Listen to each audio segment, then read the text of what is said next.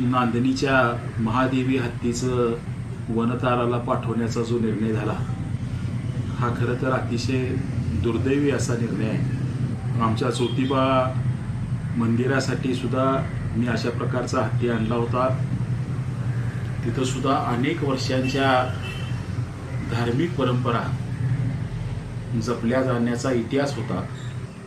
नांदणीच्या मठात सुद्धा जवळजवळ 600 वर्षापासून अशा प्रकारची परंपरा ही आपण सगळेजण बघत होतो आणि ज्या पद्धतीनं काळजी त्या ठिकाणी घेतली जात होती। प्राणी मित्र संघटना आहे, या संघटना विदेशातून फंडिंग मिळवण्यासाठी म्हणून खरं तर अशा प्रकारच्या खोट्या केसेस तयार करतात।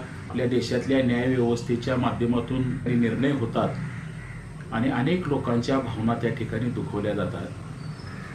ज्योतिबाच्या हत्तीच्या बाबतीत सुद्धा मी सुप्रीम कोर्टापर्यंत हा संघर्ष नेला होता। मला सुद्धा त्या ठिकाणी यश आलं नाही, पण प्रामुख्यानं आज नांदणीच्या हत्तीच्या निमित्तानं मी ह्या ठिकाणी सांगेन की ज्योतिबाचा आमचा हत्ती सुंदर त्याचं नाव होतं आणि तो हत्ती बन्नरघट्टा अभयारण्यामध्ये त्या ठिकाणी हलवण्याचा निर्णय झाला आणि लोकांना असं वाटतं की त्या ठिकाणी हत्ती पाठवला म्हणजे सगळं व्यवस्थित झालं। पुढच्या इतिहासाची कोण त्या ठिकाणी चर्चा करत नाही, काय घडलं त्याची माहिती समाजापर्यंत पोहोचत नाही आणि मला दुर्दैवानं सांगावंसं लागेल की हा हत्ती बन्नरघट्टा अभयारण्यामध्ये गेल्यानंतर खरं तर तो हत्ती मानसिकदृष्ट्या इतका विचलित होता, तो इकडून जायला तयार नव्हता।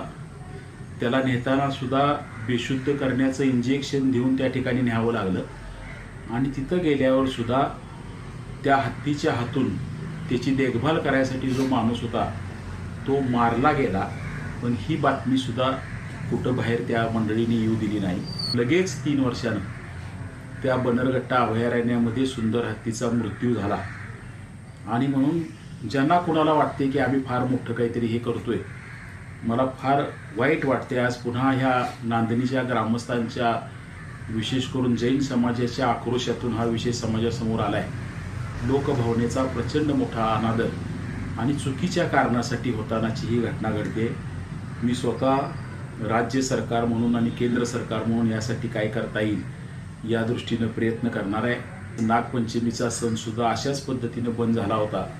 लोकभावनेचा आदर करत असताना परवानगी विशेष काही अटींच्यावर त्या ठिकाणी दिली गेली आणि असाच विचार उद्याच्या काळात ह्या सगळ्या बाबतीत सुद्धा ह्या प्रथा परंपरा लोकभावना चालू ठेवण्यासाठी झाला पाहिजे, अशासाठी मी प्रयत्न निश्चितपणे